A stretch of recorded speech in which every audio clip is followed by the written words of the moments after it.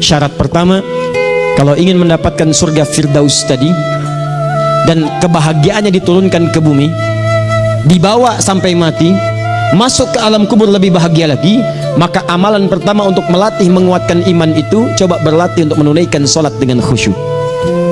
Kalau anda kerjakan benar sholat ini, maka apa yang anda dapatkan? Teman-teman ingat betul, saya mau tanya sebentar. Keabadian yang abadi disebut dengan sa'id. Kalau kita ingin turunkan ke dunia percikannya, kita dapatkan usahanya disebut dengan apa? Masih ingat? Aflah itu kalau didapatkan, kata dasarnya apa tadi? Falahun. Lihat baik-baik, kata Allah dalam Al-Quran tadi, kalau ingin mendapatkan falahun, amalan pertama sholat. Makanya ketika dipanggil sholat, kalimat falah dilekatkan pada panggilan sholat. 5 kali diingatkan. Begitu muadzin kemudian azan memanggil anda, hayya 'alas shalah, anda bertanya, ya Allah kenapa kami mesti sholat? Dijawab, hayya 'alal falah. Yuk pagi, ayo yang sejati datang sini. Belum dapat sujud, belum dapat ruku, saya berikan. Makanya ketika orang sholatnya benar, dia akan mendapatkan 5 keutamaan. Saat di dunia nih, belum ke akhirat, 5 keutamaan yang tidak diberikan pada orang yang tidak sholat, atau orang sholat tapi sholatnya nggak khusyuk. Sebab syarat mendapatkannya khusyuk, alladzina hum fi sholatihim khasyun. Bukan alladzina hum fi sholatihim saja, tapi ada kalimat khasyun, artinya yang tidak khusyuk saja nggak akan dapat, apalagi yang nggak sholat. Apa yang 5 ini? Lihat baik-baik. 1, orang yang sholatnya benar, pertama kali sebelum mendapatkan kebahagiaan hakiki dari Allah Subhanahu wa Ta'ala, akan dirubah dulu perilaku hidupnya menjadi perilaku yang lebih baik. Kalau orang itu sholatnya benar, maka sholat itu akan melatih dia untuk berubah, bertransformasi jadi orang baik. Itu ada di Quran surah ke-29 ayat ke-45. Innas salata tanha 'anil fahsya'i wal munkar. Sumber keburukan cuma 2, kalau bukan fahsya itu munkar. Maaf, pornografi, porno aksi, LGBT, kata-kata jorok, kotor itu fahsya. Di orang sholat, kata Allah, mustahil berkata-kata kotor. Orang sholat tidak akan pernah mencela. Orang sholat tidak punya kata-kata jorok. Jadi kalau ada sekarang orang yang sholat senang mencela orang lain, itu berarti ada masalah dalam sholatnya, dan dia belum dijamin sebagai ahli surga terbaik, dan hidupnya nggak bahagia. Nggak bahagia, aneh nih. Sholat tapi senang celah orang, aneh. Aneh. Yang paling bahaya adalah menikmati celahannya, itu yang paling aneh. Anda ngaji, Anda ikut taklim, taklimnya sesuai Quran, taklimnya petunjuk sunnah, Anda sholat, Anda puasa, tapi Anda masih senang mencela orang lain dan menikmati celahan itu. Kalau nggak mencela, kayaknya nggak komplit kehidupan. Maka ada yang salah dengan ibadah Anda, ada yang keliru. Karena mustahil taat bertemu dengan maksiat, itu mustahil. Mungkar, keburukan yang diingkari oleh hati, sumbernya nafsu perut dengan akal.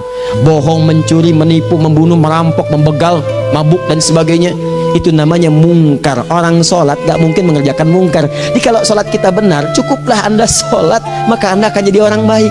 Makanya kata Nabi, Anda punya anak, dari kecil ajarin sholat. Sholat kalau naik jadi balik, kerjakan terus. Kasih pelajaran membuat dia mengerti. Kalau masih susah, berikan pelajaran. Ini sering diterjemahkan dengan memukul. Mukul di Arab beda dengan konteks mukul sekarang. Mukul di Arab tuh ngasih pelajaran supaya ngerti. Anda bisa terjemahkan dengan konteks lain. Uang jajannya tahan, yang kesukaannya simpan dulu. Bisa dengan konteks kekinian. Tapi poinnya, kenapa anak Anda dari kecil ajarin sholat, sampai kenalkan dengan masjid, ajari 3 tahun bawa ke masjid, kenalkan dengan masjid. Gak ada masalah lari-lari itu sebelum waktu sholat. Kenalkan dulu. Dulu orang-orang tuh begitu, sebelum waktunya dikenalkan jalan, begitu lari biarin dulu. Setelah itu diberi pengertian. Nah, ini bukan tempat berlari, yang berlari di sana nanti, yang di sini nanti akan ada orang-orang baik semuanya. Terus anda lihat berbaris, baris rapi. Kalau pengen baik, ikutan baris nanti. Terus nanti ada yang mimpin di depan, namanya imam. Imam itu siapa ya? Tetangga kita bukan yang Pak Imam, bukan. Kalau tetangga kita namanya Imam S. Arifin. Kalau yang ini imam sholat namanya. Imam sholat itu nanti akan pimpin menyembah Allah. Allah siapa ya? Allah itulah yang memberikan ayah rizki. Allah itu yang memberikan ayah rizki sehingga bisa beli tobot buat kakak, beli robokar poli, ini yang poli, ini yang embers, ini yang heli, ini dulu kakak semuanya tuh yang kasih Allah. Nanti kalau kakak bagus bisa ikut rapi di sini, Allah akan senang, akan ditambah lagi oleh Allah. Oh begitu ya, datang, begitu caranya. Ini bukannya waktu sholat belum dikenalin tadi bawanya main-main di masjid. Bahkan ada yang agak repot lagi, di rumahnya susah diatur, dibilang kamu ini susah diatur, main sana ke masjid. Disuruh main, ya main di masjid. Yang salah bukan anaknya, orang tuanya. Apa rahasianya anak itu disuruh ke masjid, suruh sholat? Rahasianya, begitu anak itu sholat dengan baik, maka dia akan tumbuh jadi anak baik di kemudian hari. Itu maksudnya. Nah, sekarang saya agak bingung ini. Pendidikan TK sekarang salah sih? Enggak, cuma saya agak bingung mikirnya. Ini anak belum diajarin sholat, udah diajarin manasik. Itu bagaimana cara berpikirnya Ferguson? Agak repot saya mikirnya tuh, ya. Walaupun salah sih enggak, cuma saya bingung gitu.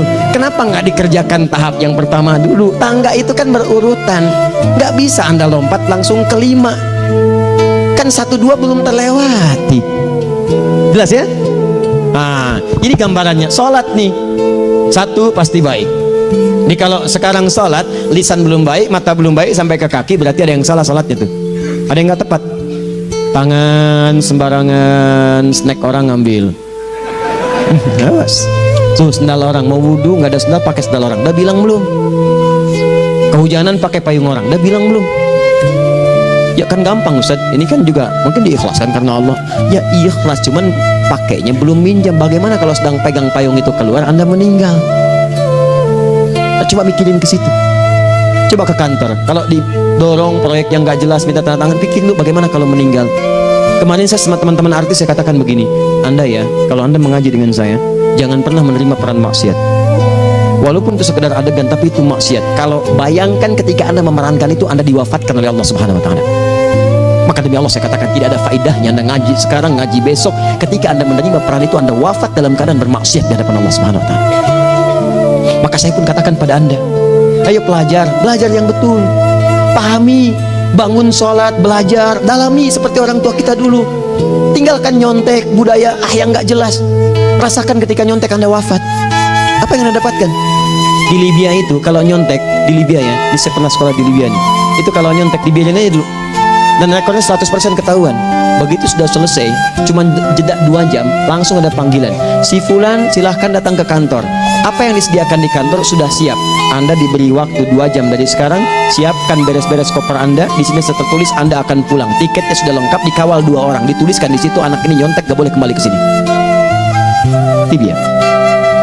Gak ada, zero tolerance bagi yang seperti itu, keluar. Kami gak terima di sini. Harusnya begitu. Gak ada faedahnya. Yang kita butuhkan amalan dari ilmu, bukan nilai-nilai itu sementara. Gak ada. Sudah. Nah ini akhirnya begini kualitasnya nih. Tertulis di ijazahnya bagus, kumlot, IPK-nya 4, tapi nggak ada aplikasinya. Yang pintar banyak, kita butuh yang baik, pintar yang baik. Sekarang yang pintar banyak, kepintarannya dipakai untuk nipu orang. Itu yang bahaya. Ahli hukum banyak yang dihukum, ahli ekonomi tidak bisa mengangkat perekonomian. Apa yang salah? Apa yang salah? Ini yang jadi persoalan. Tapi dasar manusia begitu di sidang mulai pakai peci, pakai baju koko, pakai tasbih, dan pakai kerudung.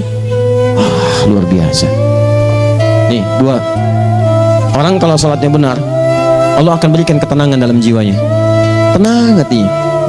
Jangankan musibah kecil, musibah paling besar pun tenang aja dia. Tenang, dia paham rumusnya. Allahu Akbar. Turun Quran surah ke-13 ayat ke-28. Ala bidzikrillahi tatmainnul. Yakinkan pada dirimu, zikir kepada Allah membuat hati tenang. Di antara turunan zikir amalannya adalah sholat. Dari mana taunya? Quran surah ke-20 ayat ke-14.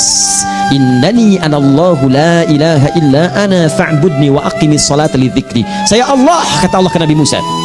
Tidak ada Tuhan selain saya, sembah saya. Bagaimana menyembahmu ya Allah? Tunaikan salat sebagai zikir kepada saya, zikir. Nah, maka kalau Anda sedang tidak tenang, ayo ke masjid. Banyak zikir itu, baca Quran zikir. Quran surah 15 ayat 9. Inna nahnu nazzalna dzikra. Kami turunkan Al-Quran sebagai zikir. Jadi kalau Anda sedang baca Al-Quran, Anda sedang berzikir. Ibu kalau sedang nggak tenang, Bu, gelisah, nggak enak, nggak usah mengeluh, apalagi bikin status gak karuan. Ibu wudhu, ambil mushaf baca. Begitu sedang baca ada ketenangan dalam jiwa. Berdoa, zikir. Kalau sedang nggak tenang, besok ada proyek, doa dulu. Doa itu memberikan ketenangan. Makanya doa disebut dengan zikir. Quran surah ke-7 ayat 205. Wadhkur rabbaka fi nafsika tadarruan wa khifatan wa dunal jahri minal qaul. Ayo berzikir, minta kepada Allah dengan segenap jiwamu, mohon dengan penuh ketawaduan. Nanti ketenangan diberikan.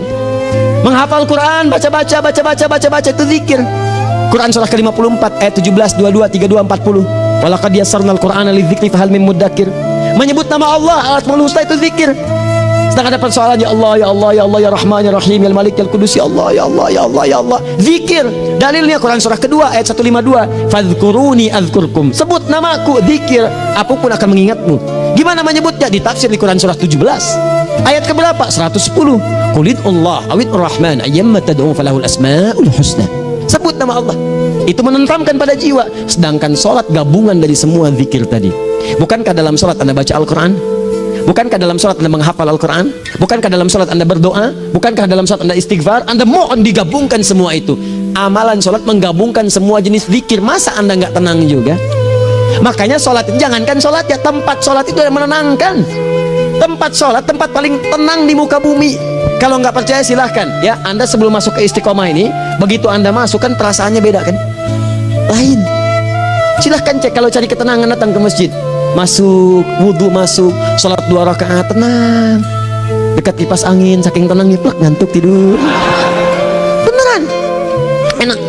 Makanya saat Ramadan kalau orang pengen cari ketenangan, lihat di perusahaan-perusahaan penuh tuh musola pada tidur ya, mengamalkan hadis palsu. Ya, dia musoim ibadah, tidurnya orang puasa ibadah, hadis palsu. Nah, itu teman-teman, itu gambarannya. Tiga orang yang sholatnya khusyuk benar, itu dijamin langsung oleh Allah Subhanahu wa Ta'ala akan dimudahkan semua urusan hidupnya, termasuk rezekinya. Ini yang saya katakan. Jadi saya katakan tadi, di akhirat ini, di surga, rezeki tinggal ngambil. Anda kalau benar sholatnya, itu langsung dijanjikan oleh Allah. Rezeki itu nggak perlu Anda banyak pikirkan, ikhtiar sedikit datang, bahkan dari sisi yang tidak Anda duga. Apa dalilnya? Quran surah ke-65 ayat 2 dan 3. Ditafsir di Al-Baqarah ayat 2 dan 3. Wa may yattaqillaha yaj'al lahu makhraja. Ada orang yang meningkatkan takwanya kepada Allah, kami mudahkan urusan hidupnya. Setiap persoalannya diberikan jalan keluar, mudah. Solusi. Setiap ada problematika, ada solusi. Wa yarzuqhu min haitsu la yahtasib. Dan kalau dia ingin mendapatkan rezeki, bahkan kami kirimkan dari sisi yang tidak dia duga. Orang lain capek ini datang lagi, tawaran proyek datang lagi. Utsman tuh Masya Allah kayanya banyak, tapi yang paling dirindukan bukan saat mendapatkan peningkatan omsetnya, yaitu saat dia mendapatkan waktu khusus dengan Allah untuk sholat malam hari, sampai-sampainya sempat sholat tahajud sampai khatam Al-Quran. Abdurrahman bin Auf demikian, Tamim Ad-Dari demikian, sholat karena tahu sholat itu meningkatkan rizki.